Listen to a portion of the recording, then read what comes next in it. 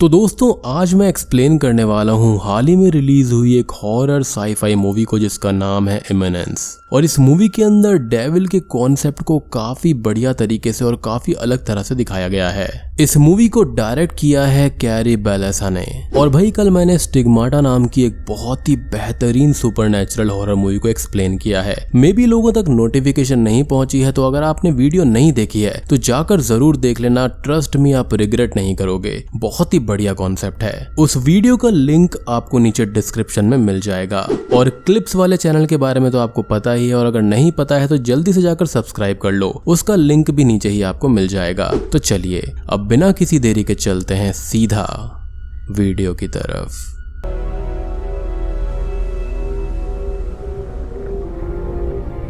तो मूवी की स्टार्टिंग में हम एक लेडी को देखते हैं जिसका नाम नेओमी होता है, जो कि हेडफोन्स की मदद से किसी तरह की रीडिंग को डिटेक्ट कर रही होती है। और तभी नेओमी को आसमान में एक मीटियोर दिखाई देता है। तभी हम एक रोमन नाम के आदमी को देखते हैं जो कि एक फेमस रेडियो एस्ट्रोनॉमर होता है। रोमन एक पार्टी को अटेंड कर रहा होता है कि तभी उसको किसी की कॉल आती है जो कि उसको ये बताता है कि उनके रडार पर कुछ अजीब से सिग्नल मिल रहे हैं, और वो रोमन को वहां पर जल्दी से जल्दी पहुंचने के लिए कहता है। अब मैं आपको बता दूं कि रेडियो एस्ट्रोनॉमर्स वो होते हैं जो कि सेलेस्टियल ऑब्जेक्ट्स को रेडियो फ्रीक्वेंसीज पर डिटेक्ट करने की कोशिश करते हैं और उसके बारे में स्टडी करते हैं। अब इसके बाद में हम एक फादर को किसी आदमी का एग्जॉर्सिज्म करते हुए देखते हैं, जहां पर वो आदमी काफी तड़प रहा होता है और वहीं पर जोना नाम का एक आदमी बैठा हुआ होता है। और उसका ये मानना था कि जिस आदमी का एग्जॉर्सिज्म फादर कर रहे थे वो बस पजेस होने का नाटक कर रहा है। और जोना उस आदमी पर गन तान देता है, जिसे देखकर वो आदमी एक्टिंग करना छोड़ देता है। और ये देखकर उस आदमी की वाइफ उस पर काफी भड़क जाती है। जोना वहां से निकलकर अपनी कार में आकर बैठता है कि तभी उसके मोबाइल पर उसके दोस्त डेविस का मैसेज आता है, जो कि उसे अर्जेंटली बोट पर मिलने को कहता है। अब हम नेओमी के घर को देखते हैं, जहां पर उसकी मदर जीसस क्राइस्ट के लिए प्रेयर्स कर रही होती है। और इसी दौरान नेओमी अपनी माँ को प्रेयर के बीच में ही टोकती है, जिस पर उसकी मदर उसे ऐसा करने के लिए मना करती है। नेओमी यहाँ पर काफी जल्दी में लग रही होती है और अपनी माँ से ये कहती है कि वो नहीं जानती कि वो कितने दिनों के लिए जा रही है। फिर वो अपने घर से बाहर चली जाती है और उसको रास्ते में रोमन दिखाई देता है, जो कि उसको ओडेसी नाम की एक बोट के पास जाने के लिए बोलता है, जिसमें नेओमी रोमन से ये कहती है कि वो अब उसकी स्टूडेंट नहीं है। दरअसल नेओमी एक टाइम पर रोमन की स्टूडेंट हुआ करती थी और रोमन ने ही नेओमी को किसी प्रोजेक्ट पर इन्वेस्टिगेशन करने के लिए बुलाया होता है। अब इसके बाद में सीन शिफ्ट हो जाता है और हम नेओमी को ओडेसी नाम की एक बोट के पास में देखते हैं, जहाँ पर जोना पहले से ही मौजूद था। दरअसल वह बोट डेविस की ही थी और जोना उसी बोट का ड्राइवर होता है। यही रीजन था कि डेविस ने जोना को मैसेज करके बुलाया था। और अब आप यहाँ पर ये सोचेंगे कि अगर ये बोट का ड्राइवर है तो वहां पर ये एग्जॉर्सिज्म में क्या कर रहा था, तो इसका आंसर हमको थोड़ी देर में मिल जाएगा। अब बोट के अंदर हमारी मुलाकात दो और कैरेक्टर से होती है, जिनका नाम यहाँ पर हार्पर और स्यूजू होता है, जो कि लेडी एस्ट्रोनॉमर्स थी, जो कि डेविस के साथ अपना इंट्रोडक्शन कर रहे थे। हार्पर और स्यूजू को भी रोमन के उसी प्रोजेक्ट पर काम करने के लिए बुलाया गया होता है। फिर वो सभी उस बोट से बर्म्यूडा ट्रायंगल यानी कि डेविल्स ट्रायंगल की तरफ निकल जाते हैं। फिर हमको ये दिखाया जाता है कि जोना पानी में एक केज को फेंकता है ताकि वो खाने के लिए मछलियों को इकट्ठा कर सके। अब नेओमी रोमन के कहने पर बाकी एस्ट्रोनॉमर्स को एक नॉन डिस्क्लोजर एग्रीमेंट दिखाती है और बाकी सबको उस पर साइन करने के लिए बोलती है। नेओमी इसके बाद में सभी को ये बोलती है कि अगर उन्होंने इस प्रोजेक्ट से जुड़ी किसी भी बात को दुनिया में बताया तो उन्हें जेल हो सकती है। अब ये सब सुनकर हार्पर ये पूछती है कि आखिरकार ये एग्रीमेंट किस रिसर्च यूनिवर्सिटी के हैं, जिस पर रोमन उन सबको ये बताता है कि ये एग्रीमेंट सेटी यानी कि search for extra terrestrial intelligence के हैं। और तब हमको ये पता चलता है कि इस पूरे प्रोजेक्ट को सेटी ने ही फंड किया है और ये पूरा प्रोजेक्ट काफी टॉप सीक्रेट है। फिर रोमन उन सभी को बताता है कि 3 घंटे पहले ही कुछ ब्राइट लाइंस उनके रडार पर देखी गई थी और वो जो कुछ भी थी वो बर्म्यूडा ट्रायंगल की ओर क्रैश हुई थी, जो कि सेटी की एक घटना से बिल्कुल मैच कर रहा था। जिस पर स्यूजू ये कहती है कि शायद वो कोई मीटियोर या फिर कोई सैटेलाइट का पार्ट होगा, जिस पर नेओमी ये बोलती है कि नासा 20,000 से भी ज्यादा मीटियोर्स को काउंटर करता रहता है और अगर ये चीज मीटियोर होती तो शायद उन्हें अब तक पता चल गया होता, यानी कि ये कुछ डिफरेंट चीज है। जिस पर रोमन कहता है कि ये चीज क्रैश हुई तो नासा के रेडार्स पर मल्टीपल सिग्नल्स मिले जो कि साउंड के फॉर्म में थे। रोमन उन सभी को बोलता है कि ये चीज धरती पर सन की तरफ से आई है और ये चीज एलियन लाइफ है, क्योंकि इसने सन से अर्थ तक का सफर सिर्फ 2 2 दिन में ही पूरा कर लिया। तभी जोना उन सबको बताता है कि इस इलाके में लाइटनिंग स्ट्राइक होती रहती है, जिसके रीजन से उन सभी को वहां पर रेडियो सिग्नल मिले होंगे और उसे ही उन लोगों ने एलियन के सिग्नल समझ लिया होगा। जिस पर रोमन जोना से ये कहता है कि ऑब्जेक्ट सन की ग्रेविटी की मदद से अपना रास्ता बदलकर अर्थ तक आया है, जो कि ये प्रूफ था कि ये कोई एक्स्ट्रा टेरेस्ट्रियल बीइंग है। जिस पर जोना रोमन से कहता है कि शायद वो सही हो सकता है, लेकिन ये भी तो हो सकता है कि शायद से एक गॉड का सिग्नल होगा। जिसे सुनकर रोमन जोना पर ताने मारने लगता है। अब सीन शिफ्ट होता है और हम देखते हैं कि नेओमी सोने के लिए चली जाती है और सोते वक्त नेओमी अपने सपने में एक मून को देखती है जो कि धीरे धीरे रेड होता जा रहा था और इसके बाद उसे एक बहुत बड़ी आंख दिखाई देती है, जिसके बाद वो खुद को पानी में डूबता हुआ देखती है और इन सब के कारण से नेओमी की नींद खुल जाती है। जिसके बाद उसे एक बहुत ही अजीब सी आवाज सुनाई देती है, जिससे डर कर नेओमी अपने रूम से बाहर आती है और तभी उसे स्यूजू मिलती है। स्यूजू यहाँ पर नेओमी से पूछती है कि आखिर उसके साथ में हुआ क्या, जिस पर नेओमी ये कहती है कि उसने किसी जानवर की आवाज को सुना है। जिस पर स्यूजू ये कहती है कि शायद से वो कोई चूहा होगा, जिस पर नेओमी बोलते हैं कि शायद उसने एक बुरा सपना देखा है।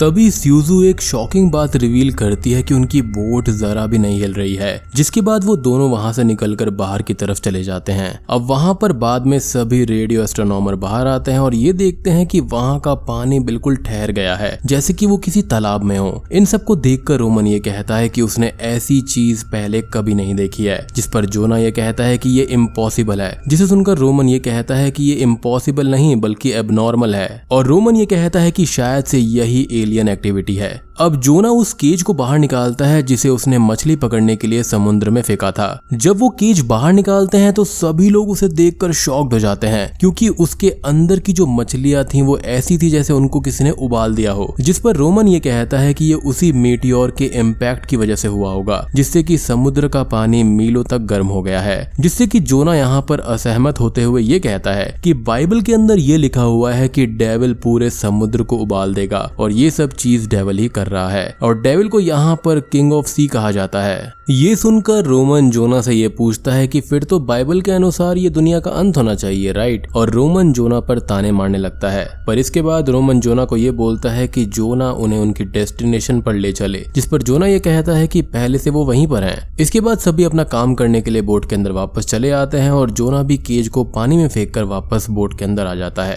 अंदर सभी एस्ट्रोनॉमर्स अपने डिवाइसेस की मदद से रेडियो सिग्नल्स को ट्रेस करने लगते हैं, लेकिन उनके हाथ में कुछ भी नहीं लगता। अब जोना यहाँ पर बोट को ठीक करने में लग जाता है, पर तभी वहाँ पर नेओमी आ जाती है और फिर वो दोनों आपस में बात करने लगते हैं। बात करने के दौरान ही जोना नेओमी से पूछता है कि क्या वो गॉड में बिलीव करती है, जिस पर नेओमी ये कहती है कि वो सिर्फ और सिर्फ HEP पर विश्वास रखती है, यानी कि हाईली इवॉल्व्ड बीइंग्स पर। इसके बाद सभी एस्ट्रोनॉमर्स को एक काफी स्ट्रॉन्ग सिग्नल मिलता है और इसके कुछ ही देर के बाद में हम वहाँ पर सभी लाइट्स को बंद होता हुआ देख पाते हैं और सारे डिवाइसेस भी काम करना बंद कर देते हैं। पर तभी वहां पर मौजूद सभी डिवाइसेस में से एक डिवाइस शुरू हो जाता है जो कि किसी तरह के रेडियो सिग्नल्स को ट्रेस कर रहा था। इन सबको देखकर वहां पर मौजूद सभी लोग काफी हैरान हो जाते हैं, क्योंकि वहां पर मौजूद सभी चीजों ने काम करना बंद कर दिया था और केवल एक ही डिवाइस अपने आप काम कर रहा था। इन सब के कुछ ही देर के बाद में सभी चीज वापस नॉर्मल होने लगती है कि तभी उनके प्रिंटर पर एक रिपोर्ट प्रिंट होकर बाहर आती है जो कि एलियंस के ही सिग्नल थे।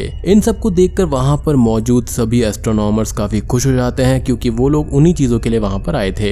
ये सारी घटना अभी चली रही थी कि इतने में ही उनकी बोट काफी जोर से हिलने लगती है, मानो कि उनकी बोट किसी बहुत ही बड़े ऑब्जेक्ट से टकराई हो। सभी लोग इसको चेक करने के लिए वापस बाहर आ जाते हैं। जोना यहाँ पर यह कहता है कि शायद से उसके पिंजरे में कोई चीज फंस गई है, जिसकी वजह से उनकी बोट इतनी जोर से हिली थी। जोना उस केज को अब वापस बाहर निकालता है और उस केज के बाहर आने के बाद में उसे देखकर सभी लोग काफी हैरान हो जाते हैं, क्योंकि उस केज के अंदर एक सुअर यानी कि पिग था। वो सभी इस बात को नहीं समझ पा रहे थे कि आखिर इतने बड़े समुद्र में कोई पिग कैसे आ सकता है। इन सभी वियर्ड चीजों को देखकर जोना ये कहता है कि वो जानता है कि ऐसा क्यों है। जोना उन सबको मैप की हेल्प से ये बताता है कि वो समुद्र तट से आधा मील दूर है और इन सब के कारण वो पिग उनके पास में नहीं आ सकता। इसके बाद जोना सभी को बाइबल की वो बात बोलता है कि एक बार जीसस के पास एक आदमी आया जिसे डीमंस ने पजेस कर लिया था और उसके बाद में जीसस क्राइस्ट ने उस आदमी की बॉडी से सभी डीमंस को निकाल दिया, जिसके बाद उन डीमंस ने पास के ही एक पिग के झुंड को पजेस कर लिया और उन सभी को खाई में कूदने के लिए मजबूर कर दिया।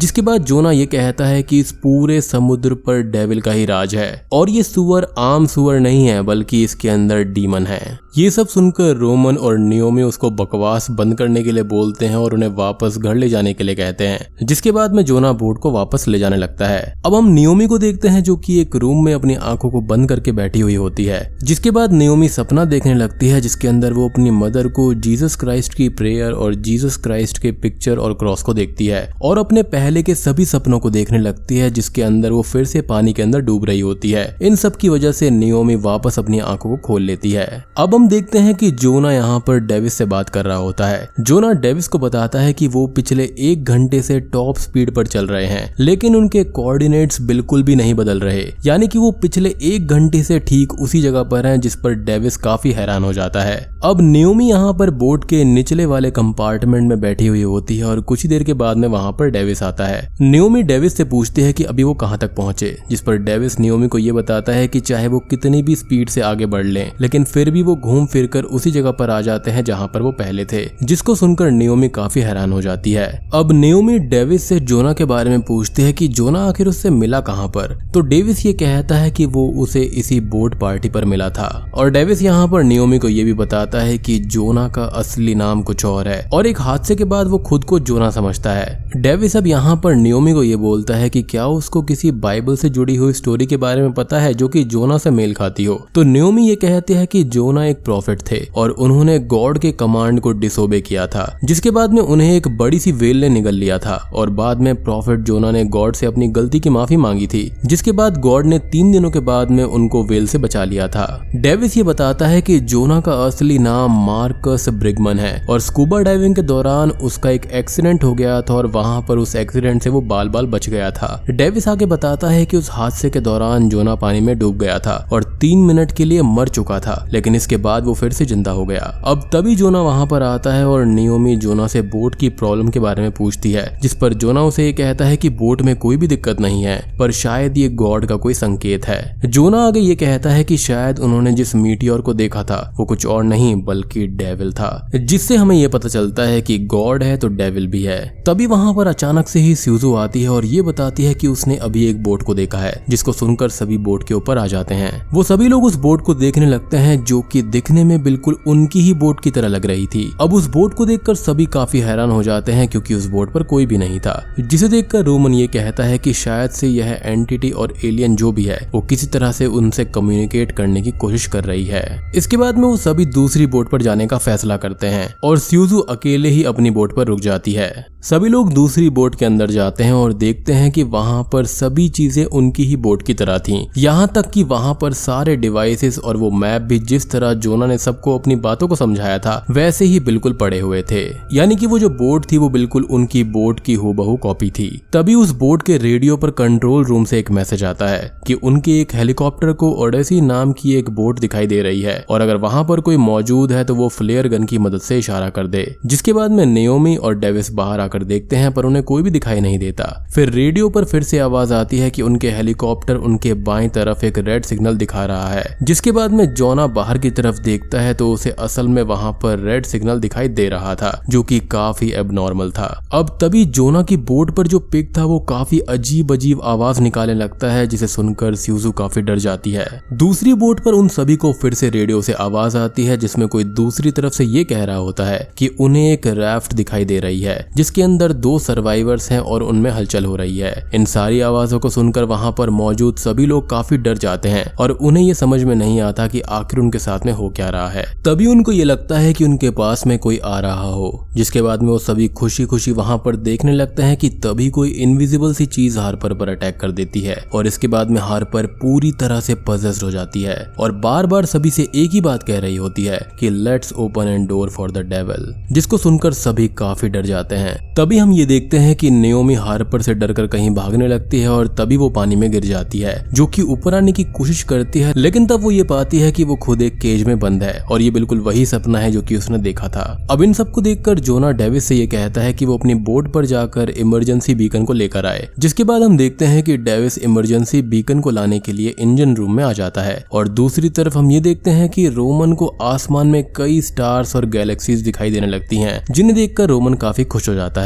अब डेविस इंजन रूम में फ्लेयर गन को ढूंढ ही रहा होता है कि तभी वहां पर एक पाइप से स्टीम निकलने लगती है और पाइप का एक नट बाइबल पर आकर गिरता है, जिस पर जोना का ही चैप्टर था। जोना अब रोमन के पास में जाते हैं तो रोमन काफी अजीब बिहेव कर रहा होता है। जोना उसको संभालने की कोशिश कर ही रहा होता है कि तभी उसे सूजू की चिल्लाने की आवाज आती है, जिसको सुनकर जोना सूजू के पास में जाता है। यहाँ सूजू खुद को मारने की कोशिश कर रही होती है। तभी जोना उस केज में कैद पिग को पानी में फेंक देते हैं, जिसके बाद में सभी चीजें नॉर्मल होने लगती हैं। अब इसके बाद में नेओमी अपने आप को उसी बोट में पाती है, लेकिन अभी भी वो उसी केज में थी और थोड़ी देर के बाद में जोना वहां पर आ जाते हैं और उसको केज से वापस निकाल देते हैं, जिसके बाद में वो ये सभी समझ जाते हैं कि ये सब उनके हेलुसिनेशंस थे। लेकिन उन सबको अभी भी ये बात समझ में नहीं आ रही थी कि आखिर उनके साथ में ऐसा हुआ क्यों। फिर वो सभी अपनी बोट पर वापस आते हैं, जहां पर रोमन ये कहता है कि वो सब जो उन्होंने देखा है वो उन सब का हेलुसिनेशन था और वो एलियन उनके साथ में ये सब कर रहा था, जिस पर जोना ये कहता है कि ये सब हेलुसिनेशन नहीं था, बल्कि हमारे साथ जो कुछ भी हुआ वो वापस इस बोट पर होने वाला है। जिसको सुनकर सभी लोग डर जाते हैं, यानी कि उनके साथ में जो असल में होने वाला है आने वाले फ्यूचर में उनको पहले ही दिख गया था, लेकिन इसका रीजन उनको समझ में नहीं आता कि ऐसा हुआ क्यों है। और वैसे भी यहाँ पर जोना की बात पर कोई यकीन नहीं कर रहा था, लेकिन असली पत्ते काफी भयानक हैं। इसके बाद में बोट की सभी लाइट्स बंद हो जाती हैं और गेट पर किसी के खटखटाने की आवाज सुनाई देती है, जिस पर वो सब गेट पर देखते हैं तो उनके सामने एक आदमी खड़ा हुआ था। उसके बाद में वो आदमी सूजू की गर्दन को मरोड़कर तोड़ देता है, जिससे उसकी वहीं ऑन द स्पॉट डेथ हो जाती है और फिर वो हार्पर को भी जान से मार देता है। इसके बाद में वो जोना से ये कहता है कि तुम मुझे ही ढूंढ रहे थे और आज मैं तुम्हारे सामने हूँ दोबारा। और यहाँ पर एज एन ऑडियंस हमको ये पता चलता है कि ये आदमी कोई और नहीं बल्कि डेविल हिमसेल्फ है और अब तक इन लोगों के साथ जो भी घटनाएं घट रही थी उसका रीजन डेविल ही होता है, यानी कि वो मीटियोर नहीं था बल्कि वो डेविल था। फिर डेविल रोमन से ये कहता है कि आज तक तुमने जो भी रिसर्च की है वो सब गलत है और जितनी भी चीजों का तुमने आज तक मजाक उड़ाया, यानी कि गॉड, जीसस क्राइस्ट, डेविल, वो सब एग्जिस्ट करते हैं। फिर डेविल रोमन का फ्यूचर बताते हुए उससे ये कहता है कि आज से 2 साल बाद तुम एक्सन पार्टिकल की खोज करोगे और डेविल रोमन से ये भी बोलता है कि डार्क मैटर और डार्क एनर्जीज को अब समझा जा सकेगा। डेविल यहाँ पर डेविस का फ्यूचर बताते हुए ये बोलता है कि जिस कंपनी में इन्वेस्ट करने से उसके सारे पैसे डूब गए थे वही कंपनी रातों रात उसको बिलियनियर बना देगी। फिर डेविल आता है नेओमी के पास में। वो उसको बताता है कि उसकी माँ उससे कुछ बात करना चाहती थी पर वो उसकी बात सुने बिना ही वहां से चली आई। यहाँ पर डेविल उससे ये बोलता है कि उसकी माँ को असल में कैंसर है और वो 4th स्टेज पर है। इसके बाद में डेविल नेओमी से ये भी बोलता है कि उसकी माँ को बचाया जा सकता है पर उसके लिए उसकी एक शर्त है। उसका ये कहना था कि यहाँ पर मौजूद 2 लोगों को अपने साथ वो ले जाएगा और 2 लोगों को रैफ्ट की मदद से उन्हें वापस भेज देगा, यानी कि उसको 2 और लोगों की सोल चाहिए। लेकिन इन सबको सुनने के बाद में जोना डेविल से ये कहता है कि वो किसको रखेगा और किसे जाने देगा ये उसके हाथ में नहीं है, बल्कि ये गॉड डिसाइड करते हैं और ये सब उसके हाथों में नहीं है। जिसे सुनने के बाद में डेविल उन सभी से कहता है कि उनके पास में एक डील है। डेविल उन सबको ये बोलता है कि अगर वो जोना को उसे दे देंगे तो वो उन सबको जाने देगा और ये डील 11:39 मिनट पर खत्म हो जाएगी। जिसके बाद में सडनली डेविल वहां से चला जाता है और बोट की लाइट्स वापस से चालू हो जाती हैं। अब 2 मौतों को देखने के बाद में खौफ का मंजर तो वहां पर आ ही गया था। जोना अब इंजन रूम की कीज को रोमन को दे देता है और उसको बताता है कि वहां पर एक रैफ्ट है जिसकी मदद से वो उसमें बैठकर वहां से चले जाएंगे। फिर रोमन रैफ्ट लेने के लिए जाता है और डेविस और नेओमी फिर से इमरजेंसी बीकन को लेने के लिए इंजन रूम में चले जाते हैं। यहाँ पर डेविस नेओमी को बताता है कि जब वह पहले वहां पर आया था तब उसे बाइबल में जोना का चैप्टर खुला हुआ मिला था और इस चैप्टर के अनुसार जब प्रॉफिट जोना ने उनके लोगों को गॉड का कमांड बताने से इनकार कर दिया था और वो शिप लेकर वहां से भागने लगा, तब गॉड प्रॉफिट जोना पर नाराज हो गए और आगे वहां पर तूफान आने लगा जिसमें उन लोगों को शिप से सामान को बाहर फेंकना पड़ा ताकि वो शिप को हल्का कर सके और जिससे शिप आगे बढ़े, मगर फिर भी शिप का वजन कम नहीं हो रहा था और उसके बाद में उन लोगों ने प्रॉफिट जोना को शिप से बाहर फेंक दिया। वो आगे बोलता है कि ये सब गॉड ने ही किया था और जब प्रॉफिट जोना को पानी में फेंका गया तब उसे एक व्हेल ने निगल लिया था और उसके बाद में प्रॉफिट जोना ने गॉड से माफी मांगी और तब जाकर गॉड ने उनको माफ किया। डेविस आगे ये बताता है कि उनके साथ अभी भी वही चीज हो रही है जहाँ पर वो उसी शिप के लोगों की तरह हैं और अभी हमारे ही हाथों में फैसला है और अगर हमने जोना को मार दिया तो हम बच सकते हैं। तभी हमको रोमन को दिखाया जाता है जो कि रैफ्ट की सोचता है, पर तभी हम ये देखते हैं कि रोमन अपना इरादा बदल देता है और वो रैफ्ट की कीज को छुपा देता है।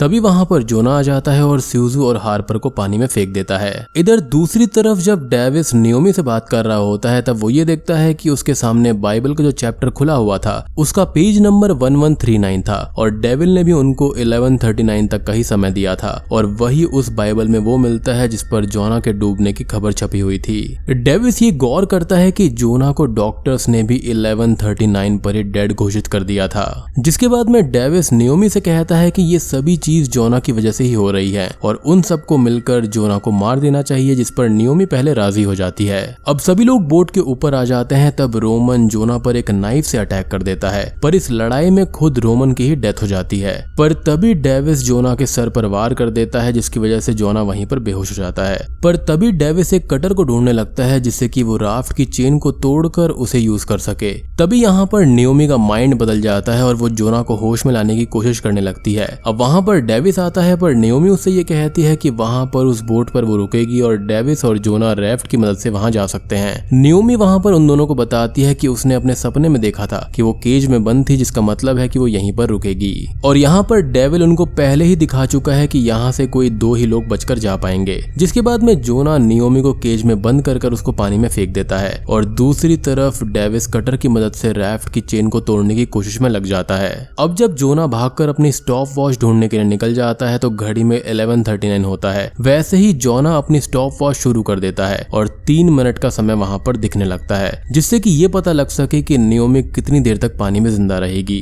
और अगर डेविस समय पर उस राफ्ट को निकाल लेता है तो वहाँ से वो बचकर निकल सकते हैं। तभी हम आसमान में कई सारे मीटियोर्स को देखते हैं और जोना भी इसी समय नियोमी को बाहर निकाल लेता है। वहीं दूसरी तरफ डेविस मीटियोर्स को देखने लगता है और तभी एक मीटियोर का टुकड़ा आकर उसको लगता है, जिसकी वजह से उसकी वहीं पर मौत हो जाती है और दूसरी तरफ नियोमी की सांसें वापस चलने लगती हैं। ये बिल्कुल उसी तरह से है जैसा कि यहाँ पर जोना के साथ में स्कूबा डाइविंग के वक्त हुआ था। तो यहाँ पर बेसिकली यही हुआ कि यहाँ पर डेविल काफी सारे लोगों की सोल्स को ले गया और यहाँ पर सिर्फ 2 ही लोग बच पाए जो कि यहाँ पर दिल के सच्चे थे और बूम, ये मूवी यहीं पर खत्म हो जाती है। तो दोस्तों ये थी एमिनेंस मूवी की कहानी। उम्मीद करता हूँ कि आपको ये कॉन्सेप्ट अच्छा लगा होगा। आई नो कि मूवी में थोड़ी बहुत कमियां जरूर हैं लेकिन कॉन्सेप्ट काफी बढ़िया था और यहाँ पर हमको एज एन ऑडियंस ये भी समझ में आ जाता है कि यह डेविल प्रोफेसी सही हो जाती है कि उनमें से कोई 2 ही लोग वहाँ से बचकर जा सकते हैं। लेकिन यहाँ पर हुआ ये है कि डेविल की पूरी चीज नहीं चली, यानी कि यहाँ पर जोना को वो नहीं ले जा पाया। उसने सभी को डील दी थी कि अगर वो जोना को वहाँ पर उसको दे देंगे तो वो सब वहाँ से जा सकते हैं और सभी को काफी प्रॉफिट भी होगा। अब यहाँ पर ये कहानी जो है बाइबल से काफी मिलती जुलती है। लाइक उस वक्त भी यहाँ पर जोना ने गलती कर दी थी जिसकी वजह से यहाँ पर गॉड ने उन्हें पनिशमेंट तो जरूर दी, लेकिन यहाँ पर डेविल का एक रोल था कि वहाँ पर उसने लोगों के मन में ये डाल दिया था कि सब कुछ जोना की वजह से ही हो रहा है, जिसकी वजह से यहाँ पर लोगों ने सिन किया और जोना को यहाँ पर समुद्र के अंदर फेंक दिया। तो यहाँ पर भी सेम चीज रिपीट होने वाली थी, लेकिन नियोमी का जो हृदय परिवर्तन हुआ उसकी वजह से यहाँ पर वो बच पाया। इस मूवी के अंदर डेविल के कॉन्सेप्ट को काफी अलग तरह से दिखाने की कोशिश करी गई है। Like horror sci-fi kind of film बनाई गई है जो कि मुझे तो पर्सनली काफी अच्छी लगी है। तो अगर आपको भी वीडियो पसंद आई हो तो लाइक कर देना, चैनल पर नए हैं तो सब्सक्राइब कर लीजिए। तो मैं आप सबको मिलता हूँ अगली वीडियो के साथ में, तब तक के लिए स्टे